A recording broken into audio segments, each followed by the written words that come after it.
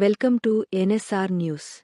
అంతర్జాతీయ యోగా దినోత్సవాన్ని పురస్కరించుకుని మన ప్రధానమంత్రి మోదీ పిలుపు మేరకు భాష్యం విద్యాసంస్థల చైర్మన్ భాష్యం రామకృష్ణ తన విద్యాసంస్థలో 3 రోజుల ప్రణాళికను రూపొందించారు.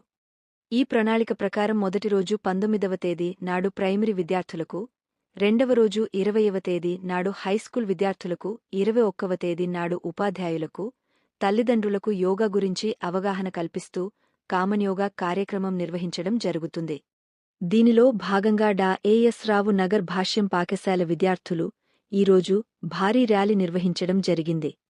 ఈ ర్యాలీకి ముఖ్య అతిథిగా కుషాయిగూడ సిఐ భాస్కర్ రెడ్డి విచ్చేసి పచ్చ జెండాను ఊపి ర్యాలీని ప్రారంభించారు.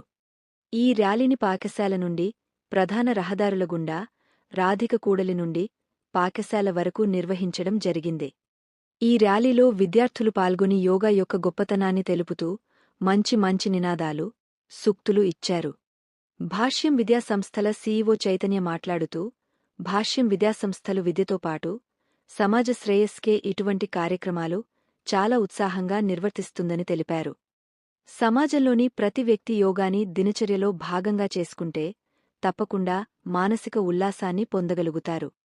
తద్వారా వారు ఎంతో ఆరోగ్యంగా జీవించగలుగుతారు అని తెలియజేశారు.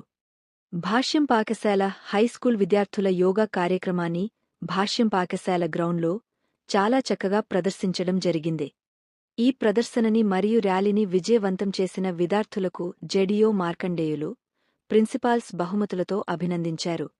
ఈ కార్యక్రమానికి ముఖ్య అతిథులుగా భాష్యం పాఠశాలల ప్రిన్సిపాల్స్ అమరేశ్వరరావు, స్వాతి, వనిత మేరీ, పాఠశాల సిబ్బంది పాల్గొని ఈ కార్యక్రమానికి విజయవంతం చేసిన వారందరికీ అభినందనలు తెలియజేశారు.